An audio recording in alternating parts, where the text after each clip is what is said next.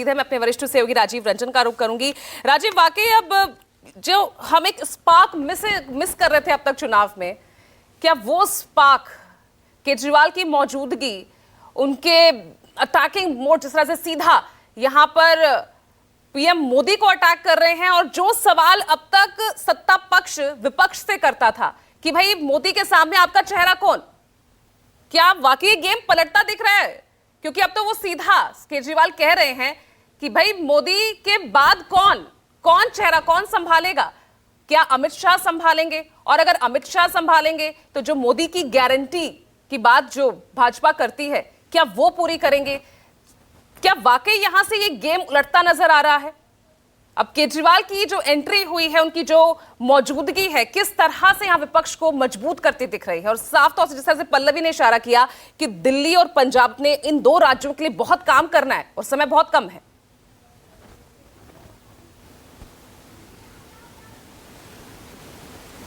देखिए पूजा, अरविंद केजरीवाल वो नेता है देश में जो भारतीय जनता पार्टी की साम दाम दंड भेद का उसी तरह जवाब देना जानते हैं। जब से वो पहले दिन से चुनाव लड़ रहे हैं, और खास करके जब से प्रधानमंत्री नरेंद्र मोदी और अमित शाह केंद्रीय भूमिका में आए, केंद्रीय राजनीति में आए, तब से जो 4 चुनाव अगर आप देखें, 2015 का विधानसभा, 2020 का विधानसभा, 2014 की लोकसभा, 19 की लोकसभा और 1 एमसीडी का चुनाव, 5 चुनाव हुए हैं। चल हो जा शुरू। केसरिया से मन जोगी हुआ रे, दिल झूमे देखो पतवारा हुआ रे, दिल झूमे देखो पतवारा हुआ रे। हर पल मनाओ केसरी त्योहार। विमल, बोलो जुबान केसरी। जिसमें अरविंद केजरीवाल ने 3-2 से भारतीय जनता पार्टी को हराया। अब दूसरी बात ये, अगर आप शुरू से देखें, अरविंद केजरीवाल जब मुख्यमंत्री पद के उम्मीदवार के तौर पर पहला चुनाव लड़ रहे थे, सारी दिल्ली में उन्होंने ऑटो के ऊपर जगदीश मुखी का अपने बराबर में फोटो लगा दिया, और जगदीश मुखी का फोटो अपनी तरफ से लगा दिया, बीजेपी के नेता की तरफ से, और वो एक अजीब सा फोटो उनका लगाया, और इस पर पहला चुनाव वो जीत गए। इसी तरह से अब जब कभी किरण बेदी को भारतीय जनता पार्टी ने सीएम उम्मीदवार बनाया, तो पहले तो 2 दिन वो बहुत सख्ते में आ गए। उनको लगा कि ईमानदार कड़क छवि की महिला नेता किरण बेदी और उनकी जो पृष्ठभूमि है उसके हिसाब से तो उनके लिए मुश्किल होगी। लेकिन 2 दिन बाद केजरीवाल ने फिर वो रुख अख्तियार किया और कहने लगे कि झुग्गी झोपड़ी और अवैध बस्ती में अगर किरण बेदी अंतर बता दें या 10 जे बस्तियों के नाम बता दें तो मैं जान जाऊं कि उनको दिल्ली के बारे में जानकारी है। फिर उसी तरह से चुनाव को आगे बढ़ाया। अब मनोज तिवारी जब प्रदेश अध्यक्ष थे तो उनको रिंकिया के पापा गाना गाने वाला कह करके उनके सामने ऐसे, तो वो ऐसे काम करते रहते हैं और वो शिगुफा छोड़ने के और सियासत के बहुत माहिर खिलाड़ी हैं। देखिए, इतने दिनों से जो चर्चाएं चल रही थी, दबी जुबान में लोग इधर उधर बात करते थे कि नरेंद्र मोदी 75 साल के हो जाएंगे तो क्या होगा क्या नहीं होगा। अरविंद केजरीवाल ने जेल से निकलने के 20 घंटे के भीतर भारतीय जनता पार्टी को सफाई देनी पड़ी और कहना पड़ा कि हमारे संविधान में, हालांकि संविधान बीजेपी का संविधान क्या है, उसको बदलने के लिए क्या चाहिए और वो इस समय किसके हाथ में उसको बदला जा सकता है ये अभी आप जानते। लेकिन अमित शाह को ये तो कहना पड़ा ना कि हमारे संविधान में ऐसा 75 साल वाली कोई बात नहीं है, और मोदी जी जब तक रहेंगे, इसका मतलब कि प्रधानमंत्री मोदी जब तक है तब तक भारतीय जनता पार्टी की तरफ से प्रधानमंत्री पद के उम्मीदवार वही हैं, और बीजेपी की जब तक सरकार बनेगी तब तक वही है, ये उनके कहने का मतलब है। तो कम से कम ये बात कहलवाने वाला नेता देश में पहला तो केजरीवाल ही है जिसने बीजेपी को ये कहने पर मजबूर कर दिया कि ये 75 साल का एज बार कोई नहीं है। जिस समय लगाया था उस समय वरिष्ठों को मार्गदर्शक मंडल में भेजना था, इसलिए लगाया था।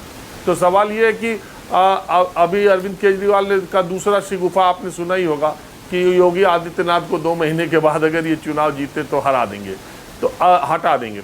अब वो लोगों में चर्चा होने लगी कि क्या ये बात सही है, योगी आदित्यनाथ को हटा दिया जाएगा या उनका जन समर्थन, उनकी लोकप्रियता को देख करके केंद्रीय नेतृत्व उनको कहीं और एडजस्ट करेगा, जैसे शिवराज और रमन सिंह और वसुंधरा राजे को हटा दिया। अब देखिए बीजेपी को इसमें भी सफाई देनी पड़ जाएगी और अरविंद केजरीवाल रोज ये काम करते रहेंगे।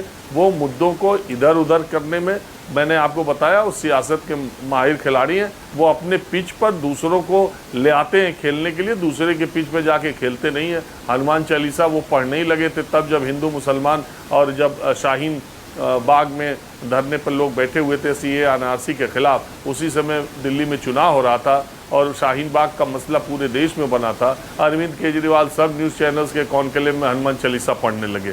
तो वो किसी भी हद तक जा सकते हैं। मैंने आपको बताया, भारतीय जनता पार्टी को टक्कर देने के लिए भारतीय जनता पार्टी के जितने पैतरे हैं वो अरविंद केजरीवाल और उनकी पार्टी के कार्यकर्ता उसी स्तर पर जा कर के देश में अगर कोई पार्टी देती है टक्कर तो वो देती है। ये बात अलग है कि अरविंद केजरीवाल की पिच छोटी है, उनके यहाँ पंजाब और दिल्ली 2 राज्यों तक ही अभी उनका विस्तार है और बहुत ज़्यादा 20 सीटों पर उनकी चुनाव, 25 भी मान लीजिए सीटों पर चुनाव अगर आम आदमी पार्टी लड़ रही है तो वो बहुत छोटी संख्या है। मगर इतना जरूर है कि अरविंद, अभी देखिए आज फिर 1 बजे प्रेस कॉन्फ्रेंस है, वो रोज ऐसी बातें करते रहेंगे जिसमें मीडिया में चर्चा हो, मीडिया में हेडलाइंस हो, लोगों के बीच में चर्चा हो। इसमें अरविंद केजरीवाल का कोई जोड़ नहीं है। उनकी बातचीत जिस वक्त आप सुनते हैं तो लगता है 100% सही ही बोल रहे हैं। तो इसलिए उनकी बातों पर चर्चा होना और डिबेट करना, यही उनकी उपलब्धि है कि 51 दिन जेल में रहने के बाद जब से वो बाहर निकले तब से सबसे ज़्यादा चर्चा में वही है। तो चुनाव में और क्या होता है, आपको चर्चा में बने रहना होता है और ये शगल अरविंद केजरीवाल को बहुत अच्छे तरीके से पता है। बिल्कुल। और अहम सवाल ये राजीव की जो यहाँ पर रूप हमें केजरीवाल का दिख रहा है, क्या इससे उनको राजनीतिक फायदा कितना होगा? जिन राज्यों में उनकी पार्टी लगातार अब जिस तरह चुनावी मैदान में उतरी हुई है, क्या उसका फायदा, इस तरह से चर्चित रहना, लोगों में चर्चा का विषय बनना, अपने बयानों के जरिए, अपनी मौजूदगी से, ये फायदा क्या उन्हें मिल पाएगा? क्योंकि लोकसभा विधानसभा का ग्राफ आप बता ही चुके हैं।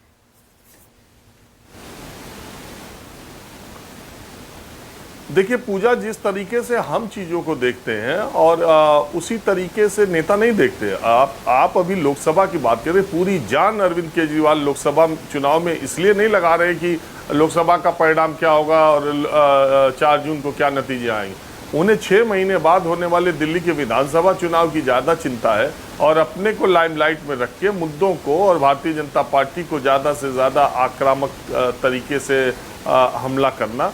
वो दिल्ली का विधानसभा चुनाव उनके लिए प्रायोरिटी ज़्यादा है, लेकिन वो ताकत लोकसभा चुनाव, आप 3 सीट जो आप समझिए कि अभी गठबंधन से यहाँ चुनाव लड़ रहे हैं, 6 ही महीने बाद, लोग ये भूल जा रहे हैं 6 ही महीने बाद दिल्ली का विधानसभा चुनाव होना है। तो अरविंद केजरीवाल, आप देखिए जो पूरे लोकसभा चुनाव में उनकी ताकत लगाने के पीछे विधानसभा चुनाव की नींव को और मजबूत करने का है।